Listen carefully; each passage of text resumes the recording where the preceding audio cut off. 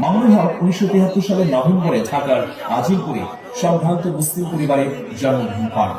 তার পিতা আল্লামা আজিজুল হক ছিলেন একজন ইসলামী পণ্ডিত এবং সহিহ বুখারীর প্রথম বাংলা অনুবাদক, যিনি সাহিত্যুল হাদিস নামে সর্বাধিক পরিচিত। তার ভাই বোনের সংখ্যা 13। মাহফুজুল হক তার অগ্রজ, একজন প্রভাবশালী ইসলামী পণ্ডিত এবং বেফাকুল মাদারিসিল আরাবিয়া বাংলাদেশের মহাসচিব। প্রাথমিক জীবনে মামুনুল হক তার পিতা আজিজুল হকের নিকট লেখাপড়া শুরু করেন। 1985 সালে 12 বছর বয়সে তিনি লালবাগ চামতারা জামে মসজিদ মাদ্রাসায় কোরআনের হিফজ সমাপ্ত করেন। 1986 সালে ভর্তি হন জামিয়া রহমানিয়া আরাবিয়া ঢাকায়। 1993 সালে জামিয়া রহমানিয়া আরাবিয়া ঢাকা থেকে কওমি মাদ্রাসা শিক্ষা বোর্ডে বেফাকুল মাদারিসিল আরাবিয়া বাংলাদেশের অধীনে কেন্দ্রীয় পরীক্ষায় উচ্চ মাধ্যমিকে প্রথম স্থান, 1995 সালে স্নাতক শ্রেণীতে তৃতীয় স্থান, 1996 সালে দাওরায়ে হাদিস পরীক্ষায় প্রথম স্থান অধিকার করেন। পাশাপাশি এশিয়ান ইউনিভার্সিটি অব বাংলাদেশ থেকে অর্থনীতির অনার্স ও মাস্টার্স সমাপ্ত করেন মাওলানা মামুনুল হক।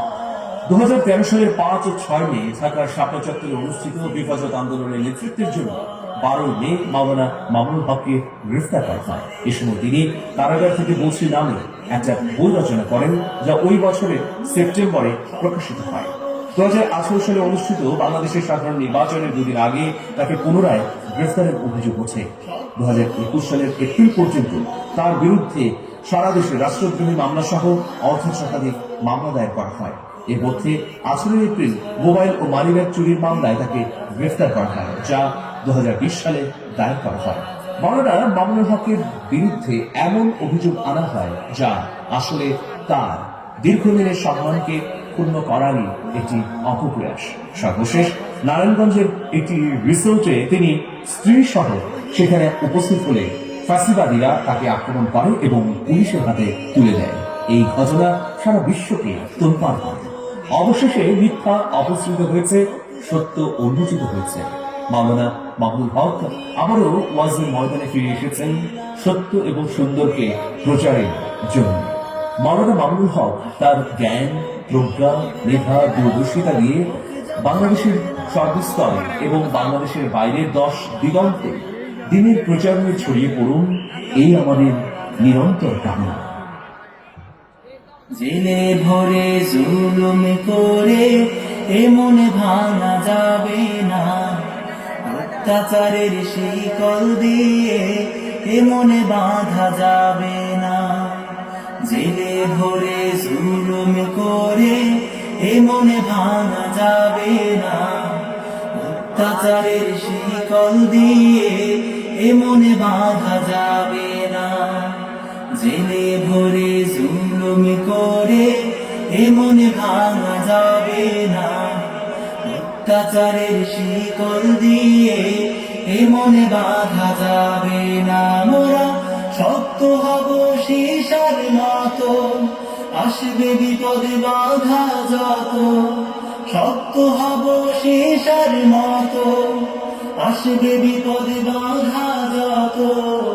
লক্ষ প্রাণের খুন ছড়াবো, ধিক পরাজয় মানব না, ধিক পরাজয় মানব না, ধিক পরাজয় মানব না, ধিক পরাজয় মানব না, ধিক পরাজয় মানব না। হতাশ কেন বন্ধু তুমি, বরং শপথ নাও, আনতে সুদিন কণ্ঠে তোমার বিপ্লবী গান গাও। হতাশ কেন বন্ধু তুমি, বরং শপথ নাও, আনতে সুদিন কণ্ঠে তোমার বিপ্লবী গান গাও। শহীদের আজ তাকিয়ে আছে, পিছপা হওয়া যাবে না, অত্যাচারের শিকল দিয়ে এ মনে বাঁধা যাবে না। মোরা শক্ত হব সীসার মতো, আসবে বিপদে বাধা যত।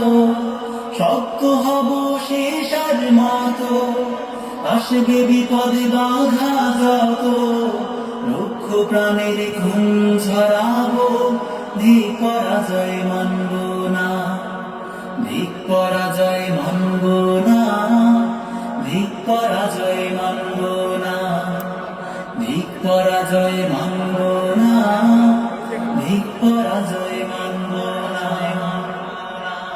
শহীদানের এই কাফেলা চলবে অবিরাম, আসুক যত বিপদে বাধা, হোক যত বদনাম। শহীদানের এই কাফেলা চলবে অবিরাম, আসুক যত বিপদে বাধা, হোক যত বদনাম। শহীদরা যে তাকিয়ে আছে, ভেঙে পড়া যাবে না। অত্যাচারের শিকল দিয়ে এ মনে বাঁধা যাবে না। মোরা শক্ত হব সীসার মতো, আসবে বিপদে বাধা যত।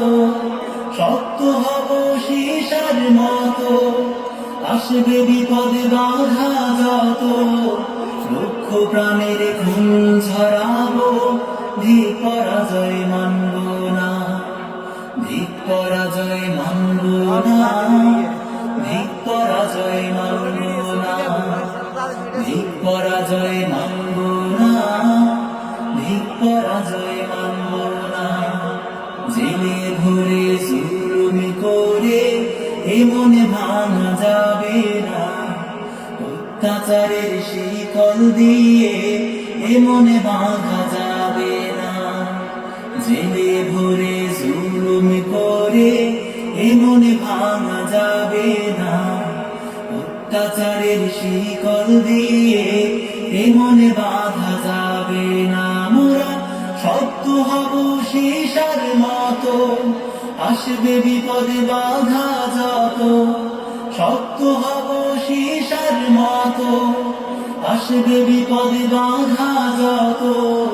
লক্ষ প্রাণের খুন ঝরাবো, ভিক পরাজয় মানব না, ভিক পরাজয় মানব না, ভিক পরাজয় মানব না, ভিক পরাজয় মানব না, ভিক পরাজয় মানব না, ভিক পরাজয় মানব না। নারায়ে তাকবীর! নারায়ে তাকবীর! কত যে আধার পর্দা পাড়ায়ে